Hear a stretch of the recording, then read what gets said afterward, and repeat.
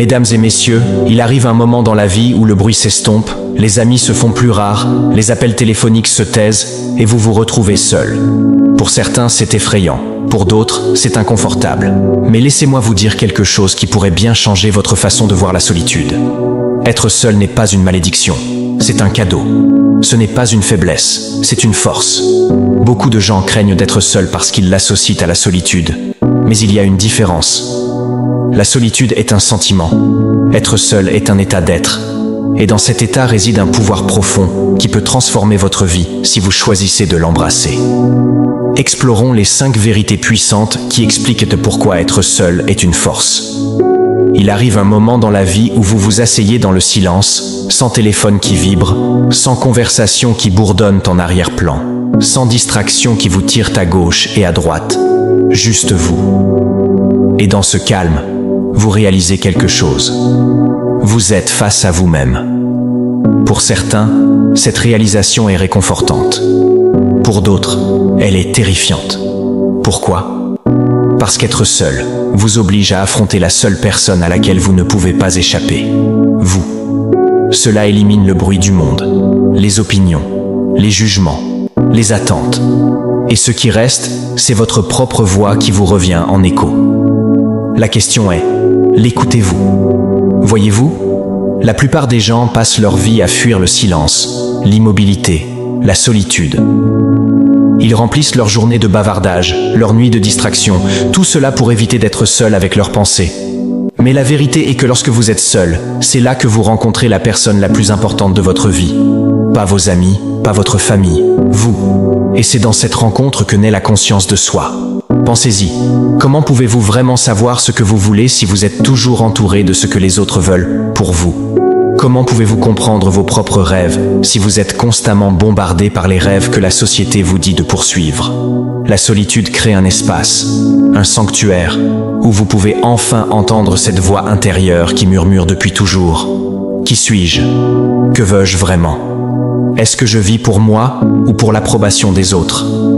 Regardez les personnes qui ont changé le monde, celles qui ont eu un impact qui résonne à travers l'histoire. Albert Einstein n'était pas assis dans une pièce bondée lorsque la théorie de la relativité a jailli dans son esprit. Non, il passait des heures dans la solitude, perdu dans ses pensées, laissant son esprit vagabonder librement au-delà des contraintes du bruit quotidien. Steve Jobs, connu pour ses idées visionnaires, faisait de longues promenades solitaires. Pourquoi ? Parce qu'il comprenait que dans l'immobilité naît la clarté. Il n'avait pas peur d'être seul. Il la recherchait parce qu'il savait que la solitude n'était pas synonyme d'isolement, mais de connexion. Une connexion non pas avec les autres, mais avec leur vérité intérieure. Mais ramenons cela à votre propre expérience. Pensez au moment de votre vie où vous avez eu des moments de clarté, des réalisations soudaines, ce sentiment viscéral qui vous dit quelle direction prendre. Je parie que ces moments ne se sont pas produits au milieu d'une fête bruyante ou d'une pièce bondée. Ils sont arrivés lorsque vous étiez seul, peut-être en conduisant sur une route vide, en regardant le plafond tard dans la nuit ou en marchant tranquillement dans la nature. C'est le pouvoir de la solitude. Elle crée un espace pour que la vérité remonte à la surface. Et parfois, la vérité n'est pas confortable, mais elle est nécessaire. Lorsque vous passez du temps seul, vous commencez à vous voir sans filtre. Vous remarquez vos forces, la résilience que vous ne réalisiez pas avoir, les talents que vous avez négligés, les passions que vous avez enfouies sous des « et si » et des « peut-être ». Mais la solitude ne consiste pas seulement à découvrir ce qui est bon, il s'agit aussi d'affronter ce qui ne l'est pas. Vous commencez à voir les habitudes qui vous freinent, les peurs qui contrôlent vos choix, les excuses que vous vous êtes trouvées. Et cette honnêteté, c'est là que la croissance commence, car vous ne pouvez pas changer ce que vous refusez de reconnaître. Mais laissez-moi vous dire que ce n'est pas facile de se regarder dans le miroir et d'affronter ses défauts, ses erreurs, sa douleur. Cela demande du courage. Il est beaucoup plus facile de se distraire, de blâmer les autres, de continuer à avancer si vite qu'on n'a jamais à s'arrêter et à penser. Mais si vous voulez grandir, si vous voulez évoluer vers la personne que vous êtes censé être, vous devez vous affronter. Et ce voyage commence dans la solitude. Il y a une histoire que j'ai entendue une fois à propos d'un homme gravissant une montagne. À la base, il était entouré de gens qui l'encourageaient, parlaient, partageaient en des histoires. Mais à mesure qu'il montait, la foule s'est clairsemée, les amis ont fait demi-tour, le sentier s'est rétréci, et finalement, il était seul. Chaque pas devenait plus difficile, chaque respiration plus courte. Mais lorsqu'il a atteint le sommet, se tenant là dans le silence, regardant le monde, il a compris. L'ascension était la sienne, la lutte était la sienne, et la victoire était aussi la sienne. La vie est comme cette ascension. Les gens marcheront avec vous pendant certaines parties du voyage, mais les étapes les plus cruciales, celles qui vous définissent, vous les ferez seuls.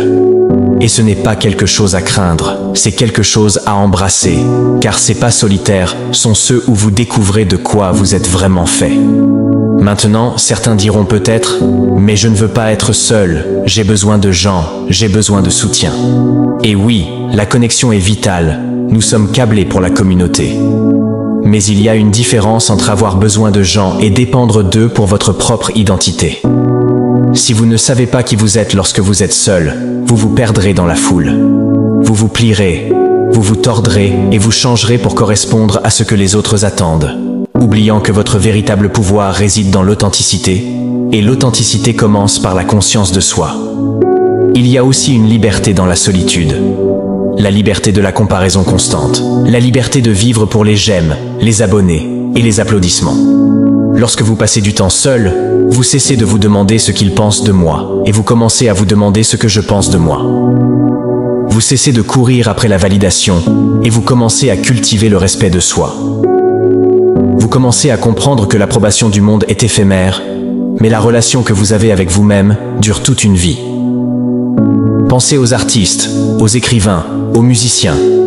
Une grande partie de leur art est perfectionnée dans la solitude, non pas parce qu'ils détestent les gens, mais parce qu'ils comprennent que la créativité exige de l'espace pour penser, pour ressentir, pour explorer des idées sans jugement. Votre vie est votre chef-d'œuvre, mais vous ne pouvez pas le peindre si la toile est encombrée des coups de pinceau de tout le monde. Dégagez l'espace, asseyez-vous dans le silence, écoutez votre propre rythme cardiaque. C'est là que votre chef-d'œuvre commence. Et n'oublions pas que la solitude n'est pas réservée aux moments difficiles. C'est un outil que vous pouvez utiliser tous les jours. Faites une promenade sans votre téléphone. Asseyez-vous en silence pendant 10 minutes. Écrivez vos pensées dans un journal. Ce n'est pas forcément spectaculaire. Il faut juste que ce soit intentionnel. De petits moments de solitude pratiqués régulièrement peuvent changer la façon dont vous vous voyez et la façon dont vous vous présentez au monde. Alors, pourquoi tant de gens évitent-ils la solitude? Parce que se faire face signifie affronter ses peurs. La peur de ne pas être à la hauteur, la peur du temps perdu, la peur de s'être peut-être trompé de chemin. Mais voici la vérité. Ignorer ces peurs ne les fait pas disparaître. Les affronter, c'est ainsi que vous les surmontez. Il y a une force immense à se regarder dans le miroir et à dire « Voilà qui je suis, avec mes défauts et mes forces, et je m'accepte, non pas parce que je suis parfait, mais parce que je suis prêt à grandir. » Ce genre de conscience de soi ne vous est pas donné. Il se gagne dans le calme, dans l'immobilité, dans la solitude. Alors je vous pose la question. Quand avez-vous passé la dernière fois un moment seul, sans distraction, à vraiment vous écouter? Pas seulement les pensées superficielles, mais les plus profondes, celles que vous mettez de côté quand la vie devient agitée, celles qui détiennent les clés de votre but, de votre bonheur, de votre paix. La solitude n'est pas synonyme de solitude. Il s'agit d'être présent avec soi-même, pour soi-même. Il s'agit de trouver le courage d'explorer les parties de vous qui ont besoin d'attention, de guérison et d'amour. Et lorsque vous faites cela, lorsque vous vous rencontrez vraiment dans ces moments de calme, vous découvrirez un pouvoir que vous ne soupçonniez pas, un pouvoir qui vient du fait de savoir qui vous êtes, ce que vous défendez et ce dont vous êtes capable. Et c'est le genre de pouvoir que personne ne peut vous enlever. Il se passe quelque chose de remarquable lorsque vous êtes seul. Pas seulement physiquement seul, mais mentalement séparé du bruit, des distractions, du barrage constant d'informations qui vous tirent dans tous les sens. Vous êtes-vous déjà demandé pourquoi certaines de vos meilleures idées semblent surgir de nulle part? Lorsque vous prenez une douche, conduisez sur une route vide ou faites une promenade tranquille, ce n'est pas une coïncidence. Il y a une raison pour laquelle la créativité jaillit souvent dans ces moments de solitude. Lorsque le monde s'apaise, lorsque le bruit de fond s'estompe, votre esprit a enfin l'espace pour respirer. C'est là que l'imagination se réveille. C'est là que les solutions se révèlent et que des idées que vous ne saviez même pas avoir commencent à faire surface. Voyez-vous, le monde d'aujourd'hui est plus bruyant que jamais. Les notifications vibrent à chaque seconde. Les conversations se déroulent tout autour de nous. Les médias exigent notre attention 24 heures sur 24 et 7 jours sur 7. Il n'est pas étonnant que la créativité se sente parfois bloquée. Il est difficile pour l'inspiration de percer tout ce bruit. Mais lorsque vous vous retirez, lorsque vous reculez et créez de l'espace pour vous-même, c'est comme désencombrer une pièce en désordre. Soudain, il y a de la place pour penser, de la place pour rêver, de la place pour explorer des pensées que vous ne réalisiez même pas attendre. La créativité ne s'épanouit pas dans le chaos, elle s'épanouit dans le calme. Pensez à J.K. Rowling. Elle n'était pas dans une réunion de brainstorming ou en train de faire défiler son téléphone lorsque l'idée d'Harry Potter lui est venue. Elle était dans un train en retard, assise seule, avec rien d'autre que ses pensées pour compagnie. Dans cette immobilité, son imagination a commencé à vagabonder. Elle n'a pas rejeté l'idée ou l'a écartée, elle l'a embrassée. Et ce qui a commencé comme une simple pensée dans un train tranquille s'est transformé en un monde qui a conquis le cœur de millions de personnes. C'est le pouvoir de la solitude. Elle donne à votre esprit la permission de vagabonder, de relier des points que vous ne saviez pas lier, d'explorer des possibilités qui semblaient hors de portée auparavant. Mais vous n'avez pas besoin d'être un auteur de renommée mondiale pour vivre ce genre de percée. Vous avez probablement eu des moments où, allongé dans votre lit juste avant de vous endormir, une idée vous vient à l'esprit de nulle part. Ou peut-être avez-vous fait une promenade en solo et une solution à un problème avec lequel vous luttiez devient soudainement limpide. C'est parce que la solitude crée un environnement mental où la créativité n'est pas forcée. Elle coule naturellement. La pression disparaît, les distractions s'envolent, et ce qui reste, c'est une pensée pure et non filtrée. La beauté d'être seul, c'est qu'il n'y a pas de jugement dans cet espace. Personne ne vous dit que votre idée est folle ou irréaliste. Personne n'interrompt votre fil de pensée. C'est juste vous qui explorez les recoins de votre esprit, découvrant des idées qui auraient pu être enfouies sous l'agitation de la vie. Et parfois, les meilleures idées sont celles qui semblent les plus étranges au début, celles que vous n'oseriez pas dire à voix haute. Mais dans la solitude, il n'y a pas besoin de se censurer. Vous pouvez rêver grand, vous pouvez avoir des pensées folles, vous pouvez laisser libre cours à votre imagination. Il y avait un homme du nom de Nikola Tesla, un inventeur brillant, dont le travail a jeté les bases d'une grande partie de la technologie que nous utilisons aujourd'hui. Tesla était connu pour passer des heures, voire des jours, seul avec ses pensées. Les gens le pensaient excentrique, peut-être même bizarre, mais il comprenait quelque chose que la plupart des gens négligent. Le silence n'est pas vide, il est plein de réponses. Les idées de Tesla ne provenaient pas d'une collaboration constante ou de pièces bondées, elles provenaient du calme, du fait de permettre à son esprit de plonger profondément dans la pensée sans interruption. Et il ne s'agit pas seulement de résoudre de grands problèmes ou d'inventer des choses révolutionnaires. La solitude alimente également la créativité quotidienne. Peut-être essayez-vous de trouver une solution à un défi au travail, d'améliorer une relation ou de trouver une nouvelle direction dans la vie.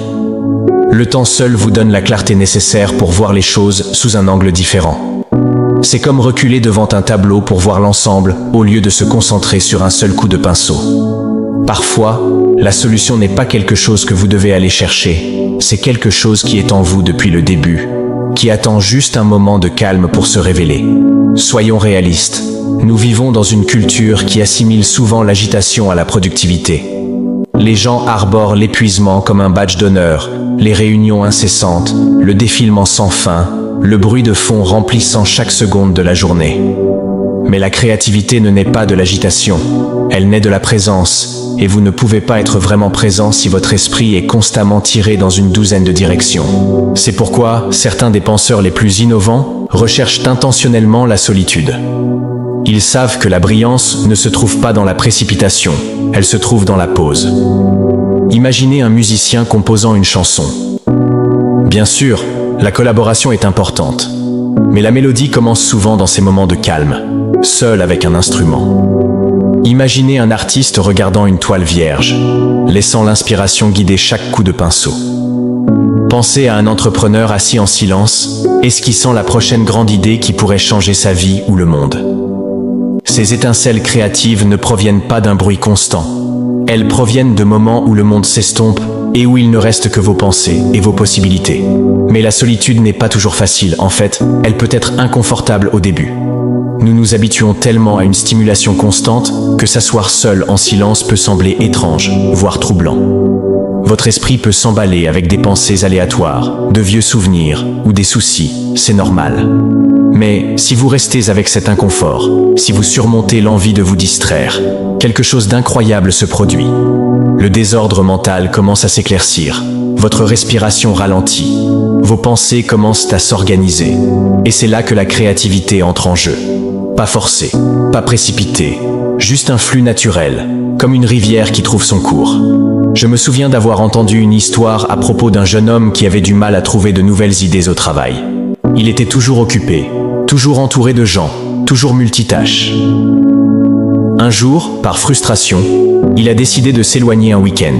Pas de téléphone, pas d'ordinateur portable, juste lui et la nature. Au début, son esprit était un tourbillon de stress et de listes de choses à faire. Mais après une journée de marche dans les bois, assis au bord d'un lac tranquille, quelque chose a changé. Des idées ont commencé à venir, des idées qu'il avait fuies pendant des mois.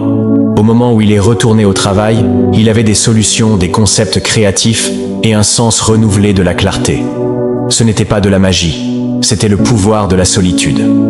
Alors, qu'est-ce que cela signifie pour vous ? Cela signifie que faire de la place pour l'immobilité n'est pas un luxe, mais une nécessité. Cela signifie vous donner la permission de vous éloigner du bruit, d'embrasser le silence, de laisser votre esprit vagabonder sans direction. Car dans cette errance, vous pourriez bien tomber sur quelque chose d'extraordinaire. Une nouvelle perspective, une idée fraîche, une étincelle d'inspiration qui vous met sur un chemin que vous n'aviez jamais imaginé. Ce n'est pas forcément compliqué. Commencez petit. Faites une promenade sans votre téléphone. Asseyez-vous dans une pièce sans musique ni écran, juste vous et vos pensées. Écrivez dans un journal tout ce qui vous vient à l'esprit. Ne jugez pas les pensées, laissez-les simplement couler. Au début, vous aurez peut-être l'impression que rien ne se passe, mais laissez le temps agir.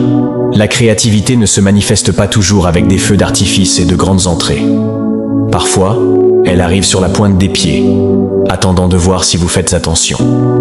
Et quand ce moment arrive, quand l'idée jaillit, quand la solution s'impose, quand l'inspiration vous inonde, vous réaliserez que ce n'est pas le bruit qui vous a aidé à la trouver, mais le silence, la solitude, l'espace que vous avez créé pour que votre esprit explore.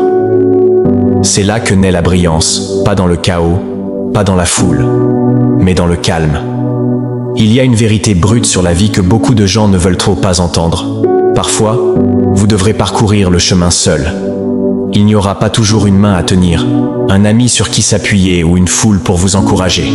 Il y aura des moments où vous serez seul face aux défis de la vie, sans personne d'autre à appeler que vous-même. Et vous savez quoi ? Ce n'est pas quelque chose à craindre, c'est quelque chose à embrasser. Parce que dans ces moments où le monde se tait et où le filet de sécurité disparaît, vous découvrez quelque chose de puissant, votre indépendance. Imaginez quelqu'un qui s'entraîne pour un marathon. Personne ne peut courir ses 42,195 km à sa place. Il se lève avant le soleil, lasse ses chaussures et se lance sur le bitume seul. Pas d'applaudissements, pas de foule, elle se construit quand vous vous montrez présent pour vous-même, encore et encore. La vie ne nous donne pas toujours un système de soutien. Bien sûr, il y a des moments où les amis et la famille sont là pour vous rattraper quand vous tombez. Mais qu'en est-il des moments où ils ne le sont pas ? Qu'en est-il de ces nuits sombres, où le téléphone reste silencieux et où la seule personne sur laquelle vous pouvez compter est celle qui vous regarde dans le miroir ? C'est là que vous apprenez la leçon la plus importante de toutes. Vous n'avez pas besoin d'être sauvé. Vous devenez votre propre héros. Vous trouvez un moyen de résoudre vos problèmes, de surmonter les obstacles, de vous tenir droit même lorsque le poids du monde essaie de vous abattre. Pensez aux histoires de personnes qui sont parties de rien. Oprah Winfrey, par exemple, a fait face à des difficultés inimaginables en grandissant. Pauvreté, abus, rejet. Il y a eu d'innombrables moments où elle s'est retrouvée seule, sans personne d'autre sur qui compter qu'elle-même. Mais elle n'a pas laissé cela la briser. Elle a utilisé ces moments pour développer sa résilience, pour faire confiance à son propre instinct, pour continuer à avancer alors que toutes les portes semblaient se fermer. Aujourd'hui, le monde voit son succès, Mais ce qu'ils ne voient pas toujours, ce sont ces batailles solitaires. Des batailles qui ont forgé son indépendance. La solitude ne consiste pas seulement à être physiquement seul. Il s'agit de se tenir debout seul, émotionnellement, mentalement et spirituellement. Il s'agit de prendre des décisions sans chercher une validation constante. Il s'agit de faire confiance à votre jugement même lorsque les autres doutent de vous. Lorsque vous cultivez ce genre d'indépendance, vous cessez d'attendre que quelqu'un d'autre fasse bouger les choses pour vous. Vous prenez la responsabilité de votre vie. Vous commencez à réaliser que votre bonheur, vos progrès, votre avenir, tout cela est entre vos mains. Personne ne va vous donner une carte. Vous devez dessiner la vôtre. Il y a un vieil adage. Si tu veux aller vite, marche seul. Si tu veux aller loin, marche avec les autres. Cela a sans aucun doute de la sagesse. Mais laissez-moi vous dire que parfois, pour aller loin, vous devez d'abord apprendre à marcher seul. Parce que si vous ne pouvez pas tenir debout sur vos deux pieds, vous dépendrez toujours de quelqu'un d'autre pour vous porter. Et la vie n'est pas conçue pour ce genre de dépendance. Les gens vont et viennent, les circonstances changent, ce qui reste constant, c'est vous, votre motivation, votre capacité à affronter la tempête. Considérez le parcours d'un entrepreneur qui construit une entreprise à partir de zéro. Au début, il n'y a aucune garantie, aucune promesse de succès, aucun filet de sécurité. Des nuits passées à travailler seul, des journées remplies de rejets, des moments où abandonner semble être l'option la plus facile. Mais ceux qui persévèrent, qui comptent sur leur détermination plutôt que d'attendre une motivation externe, sont ceux qui réussissent. L'indépendance dans ces moments n'est pas qu'un beau concept, c'est la différence entre le succès et l'échec. Steve Jobs a dit un jour « Je suis convaincu qu'environ la moitié de ce qui sépare les entrepreneurs qui réussissent de ceux qui ne réussissent pas, c'est la pure persévérance. » Une persévérance née dans la solitude, dans les heures calmes où personne d'autre ne croit en vous. Être seul vous oblige à vous confronter à vous-même, à vos peurs, à vos doutes, à vos insécurités, et cette confrontation n'est pas toujours confortable. En fait, elle peut être carrément douloureuse. Mais la croissance vient rarement du confort, elle vient du fait d'affronter ces dures vérités et de choisir d'aller de l'avant malgré tout. Vous apprenez que le monde ne vous doit rien, personne n'est obligé de vous sauver, de vous donner des opportunités, de réaliser vos rêves. Cette responsabilité vous incombe entièrement, et bien que cela puisse sembler lourd, c'est en fait libérateur. Parce qu'une fois que vous l'acceptez, vous cessez d'attendre que les circonstances extérieures s'alignent. Vous commencez à créer vos propres opportunités. Vous réalisez que vous avez toujours eu le pouvoir. Il y a de la force à savoir que vous pouvez affronter la tempête seul, il y a de la fierté à se tenir debout sur ses deux pieds et à dire « j'ai fait ça, j'ai construit ça, j'ai surmonté ça ». Personne ne peut vous enlever cela. Ce genre d'autonomie crée une base inébranlable. La vie peut lancer des balles courbes, mais lorsque vous avez construit votre maison sur le roc de l'indépendance, vous ne vous effondrez pas au premier signe de difficulté. Vous vous tenez droit, vous vous adaptez, vous continuez à avancer. Regardez les athlètes qui s'entraînent sans relâche pour les compétitions. Les médailles et les trophées ne sont que la partie visible de l'iceberg. Sous ce succès se cachent d'innombrables heures passées seules dans la salle de sport, sur la piste, dans la piscine, à repousser la douleur, l'épuisement et le doute. Aucun entraîneur ne peut faire ces répétitions à leur place. Aucun coéquipier ne peut courir ces kilomètres supplémentaires. C'est dans ces moments solitaires que les champions se forgent. Et c'est vrai aussi dans la vie. Vos plus grandes réalisations seront enracinées dans le travail que vous faites lorsque personne ne regarde. Parfois, les gens douteront de vous. Ils remettront en question votre chemin, vos décisions, vos rêves. Et si vous vous appuyez trop sur un soutien extérieur, ces voix peuvent vous faire dérailler. Mais lorsque vous avez construit votre indépendance, ces doutes ne vous ébranlent pas. Vous savez qui vous êtes. Vous savez de quoi vous êtes capable. Vous affrontez le silence, vous embrassez la solitude et vous en ressortez plus fort. Ce genre de confiance ne vient pas d'applaudissements. Il vient de la résilience construite dans le calme. Et n'oublions pas que la solitude vous aide aussi à apprécier la connexion. Lorsque vous savez comment vous tenir seul, vos relations deviennent un choix, pas une béquille. Vous ne vous accrochez pas aux gens par besoin, vous vous connectez par désir. Il y a une différence entre vouloir du soutien et en dépendre. L'indépendance signifie que vous êtes entier par vous-même. Et tout soutien que vous recevez n'est qu'un bonus, pas une exigence. Le chemin vers l'indépendance n'est pas toujours facile. Il y aura des moments de doute, de solitude et de peur, mais ces moments sont le terrain d'entraînement. C'est là que vous découvrez à quel point vous pouvez endurer, jusqu'où vous pouvez aller, à quel point vous êtes vraiment capable. Et lorsque vous en sortez, lorsque vous atteignez cet objectif ou surmontez cet obstacle, vous regarderez en arrière et réaliserez qu'être seul n'était pas un revers, c'était une préparation à votre force. Alors, la prochaine fois que vous vous retrouverez seul, ne le voyez pas comme une malédiction, voyez-le comme une opportunité, une chance de vous prouver que vous n'avez pas besoin d'être porté. Vous avez ce qu'il faut pour marcher, pour courir, pour vous envoler seul. L'indépendance n'est pas quelque chose qui vous est donné, c'est quelque chose que vous construisez brique par brique, pas à pas, moment par moment. Et lorsque vous atteignez le sommet, lorsque vous vous tenez au sommet de cette montagne et regardez en arrière l'ascension, vous saurez que vous n'y êtes pas arrivé par chance ou par des dons. Vous y êtes arrivé parce que vous vous êtes levé, vous êtes resté fort et vous êtes resté seul quand cela comptait le plus. La vie a une façon de nous tester d'une manière à laquelle nous ne nous attendons jamais. Elle lance des balles courbes au moment où nous nous y attendons le moins. Les personnes sur lesquelles vous pensiez pouvoir compter s'éloignent, les circonstances changent comme du sable sous vos pieds, vous laissant agripper à la recherche de stabilité. Et dans ces moments, il est facile d'avoir l'impression que le monde conspire contre vous, que vous vous noyez dans une mer d'incertitude. Mais c'est là que vous découvrez quelque chose de profond. Votre plus grande force ne se trouve pas dans les moments de confort et de facilité. Non. Elle se révèle lorsque vous êtes seul au milieu de la tempête, battu par les vents de la vie, et que vous choisissez de rester debout malgré tout. Pensez à Nelson Mandela. 27 ans, 27 longues et éprouvantes années passées dans une cellule de prison, coupé du monde, isolé de sa famille, de ses amis. Imaginez le silence qui l'entourait, imaginez les nuits qui s'étiraient sans fin, les murs qui se refermaient, le poids de l'injustice pesant sur son esprit. La plupart des gens auraient craqué sous ce genre de pression.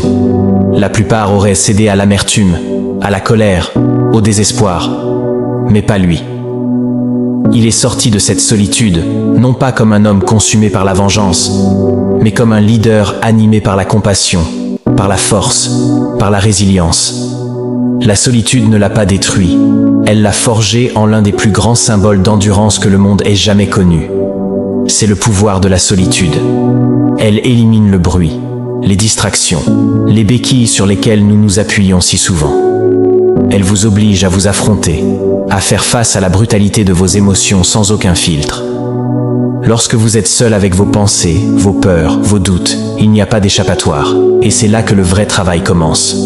Vous apprenez à vivre avec la douleur, pas à la fuir. Vous apprenez à gérer la colère, pas à vous laisser consumer par elle. Vous grandissez à travers la lutte, parce qu'il n'y a nulle part où aller à travers elle. La résilience n'est pas quelque chose qui vous est donné. Ce n'est pas un cadeau que quelqu'un peut vous offrir. Elle se gagne douloureusement, délibérément, dans ces moments de calme où abandonner semble être l'option la plus facile, mais où vous décidez de continuer malgré tout.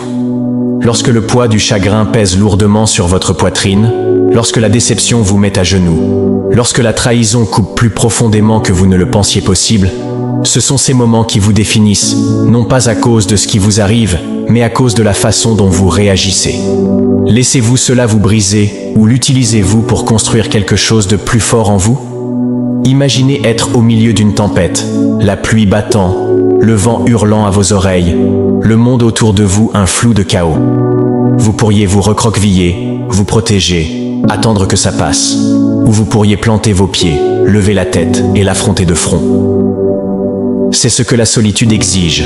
Elle vous met au défi d'être votre propre ancre quand tout le reste tremble, de trouver le calme dans la tourmente, de stabiliser votre respiration quand la panique s'insinue, de vous rappeler que les tempêtes ne durent pas éternellement, même quand elles en ont l'air. La vie n'est pas juste, elle ne vous donnera pas toujours ce que vous voulez.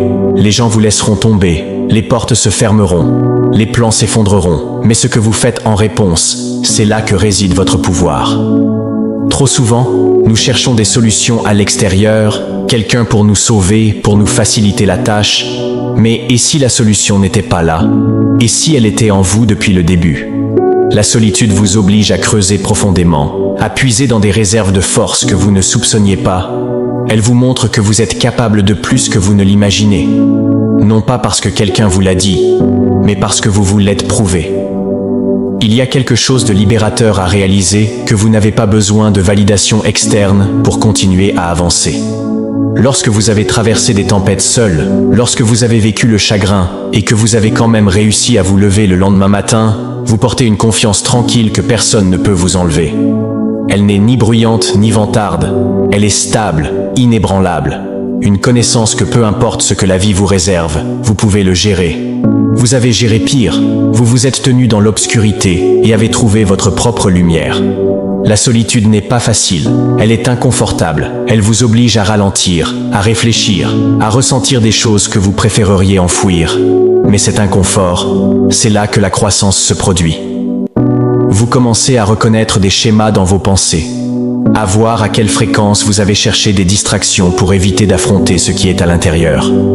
Mais lorsque vous restez assez longtemps dans cette immobilité, vous commencez à peler les couches, vous affrontez les peurs qui vous ont retenu, vous remettez en question les histoires que vous vous racontez, des histoires d'inadéquation, d'échec, d'indignité, et ce faisant, vous reprenez votre pouvoir.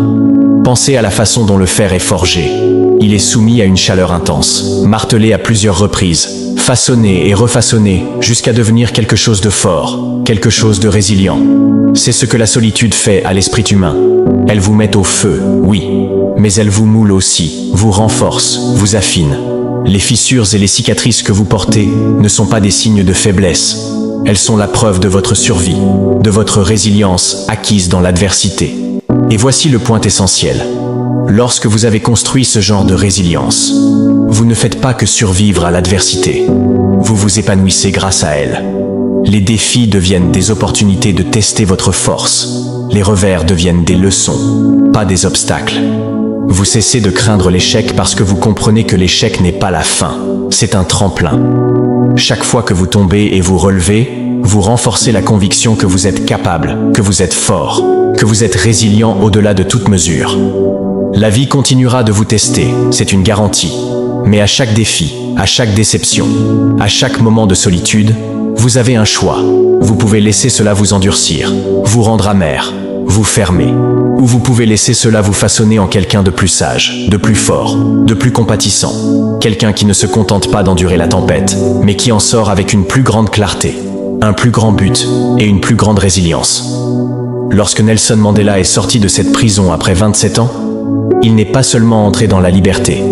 Il est entré dans un avenir qu'il avait construit à travers des années de réflexion solitaire, de résilience émotionnelle aiguisée dans les conditions les plus dures. Il nous a appris que la solitude n'a pas à être une prison. Parfois, c'est le creuset même dans lequel nos plus grandes forces sont forgées. Alors, quand la vie vous teste, et elle le fera, souvenez-vous de ceci. Votre force ne se mesure pas à la facilité des choses. Elle se mesure à votre endurance quand les choses deviennent difficiles, à la façon dont vous affrontez vos peurs, votre douleur, votre solitude, et choisissez de vous relever malgré tout. La vie est bruyante, elle est chaotique, elle est remplie de voix, certaines encourageantes, d'autres doutantes, certaines vous disant qui vous devriez être, ce que vous devriez faire, comment vous devriez vivre, et il est facile de se perdre dans ce bruit, de se réveiller un jour et de réaliser que vous avez vécu pour tout le monde, sauf vous-même. Mais lorsque vous faites un pas en arrière, lorsque vous vous permettez d'être seul, vraiment seul, quelque chose d'incroyable se produit. Les distractions s'estompent, la pression diminue, et pour la première fois depuis longtemps, vous pouvez entendre votre propre voix. Il y a une raison pour laquelle certaines des plus grandes découvertes, les plus grands moments de clarté, se produisent dans la solitude. Lorsque vous supprimez les attentes, les obligations, le besoin d'approbation, ce qui reste, c'est vous, votre but, vos valeurs, les choses qui comptent vraiment. Pensez-y. Combien de fois poursuivons-nous des choses simplement parce que le monde nous dit qu'elles sont importantes ? Le travail avec le titre, la maison avec la vue, la relation qui a l'air bien sur le papier. Mais ces choses correspondent-elles à qui vous êtes? Ou ne sont-elles que des décorations sur une vie qui vous semble vide? Imaginez gravir une montagne. Au pied, vous êtes entouré de gens, d'amis, de familles, de collègues, d'étrangers qui marchent avec vous, tous parlant, tous partageant leurs opinions. Et pendant un moment, C'est agréable, c'est réconfortant. Mais à mesure que vous montez, le chemin se rétrécit. Moins de gens peuvent marcher à vos côtés. L'air se raréfie. Le voyage devient plus difficile. Et finalement, vous atteignez un point où vous devez continuer seul. Non pas parce que vous n'aimez pas ces gens, non pas parce qu'ils n'ont pas d'importance, mais parce que certaines parties du voyage sont faites pour vous, et vous seul. Et lorsque vous atteignez enfin le sommet, lorsque vous vous tenez là, regardant le monde d'un endroit que la plupart des gens n'atteignent jamais, vous réalisez quelque chose. La vue est plus claire. Les distractions ont disparu. Et pour la première fois, vous voyez les choses telles qu'elles sont vraiment. C'est ce que fait la solitude. Elle élimine l'inutile, le superficiel, les choses que vous pensiez autrefois importantes, mais qui ne le sont pas. Elle vous oblige à vous demander « Qu'est-ce que je veux vraiment ? Qu'est-ce qui compte vraiment pour moi ?» Pas ce que vos parents veulent, pas ce que la société attend, pas ce qui a l'air bien sur les réseaux sociaux, mais ce qui correspond à votre âme. Et lorsque vous comprenez cela, lorsque votre but devient clair, tout change. Vous cessez de courir après des objectifs vides. Vous cessez de chercher la validation. Vous cessez de vivre pour les applaudissements et commencez à vivre pour quelque chose de plus profond. Pensez à certaines des personnes les plus réussies au monde, les visionnaires, les pionniers, ceux qui ont changé l'histoire. Ils ont tous eu des moments de solitude, des moments où ils ont dû s'éloigner de la foule, faire taire le bruit et écouter leur propre intuition. Steve Jobs n'a pas construit Apple en suivant la foule. Il passait du temps seul à penser, à rêver, à remettre en question. Oprah Winfrey n'est pas devenue ce qu'elle est en faisant ce que tout le monde attendait. Elle a pris le temps de comprendre son but, de suivre son propre chemin. Chaque grand leader, chaque personne qui a changé la donne, a eu des moments où il a dû marcher seul pour trouver la clarté. Mais voici le point essentiel. Être seul n'est pas toujours facile. Cela peut être inconfortable. Cela peut sembler isolant. Parce que lorsque vous enlevez tout, lorsque vous vous retrouvez seul avec vous-même, vous devez affronter des choses que vous avez peut-être évitées. Les doutes, les insécurités, les peurs. Mais c'est le travail, c'est le processus. La croissance ne se produit pas dans le confort. La clarté ne vient pas des distractions. Vous devez vous asseoir avec vous-même. Vous devez poser les questions difficiles. Et lorsque vous le faites, vous commencez à voir ce qui compte vraiment. Combien de personnes se réveillent chaque jour en redoutant la vie qu'elles mènent? Elles vont à des emplois qu'elles détestent. Elles restent dans des relations qui les épuisent. Elles suivent des routines qui ne leur apportent aucune joie. Et pourquoi? Parce qu'elles n'ont jamais pris le temps d'être seules. De réfléchir, de se demander si c'est la vie qu'elles veulent. Elles ont juste continué à avancer, à suivre le scénario que la société leur a donné. Mais la vie n'est pas faite pour être vécue en pilote automatique. Elle est faite pour être vécue avec intention, avec un but, avec clarté. Lorsque vous prenez du temps pour la solitude, lorsque vous l'embrassez au lieu de la craindre, vous vous faites un cadeau. Vous vous donnez l'espace pour rêver, pour planifier, pour aligner vos actions sur vos désirs véritables. Vous cessez de prendre des décisions basées sur la pression et commencez à les prendre en fonction de votre passion. Et cela change tout. Vous commencez à choisir un travail qui vous épanouit. Pas seulement un travail qui paie les factures, vous commencez à vous entourer de personnes qui vous élèvent. Pas seulement de personnes qui sont pratiques.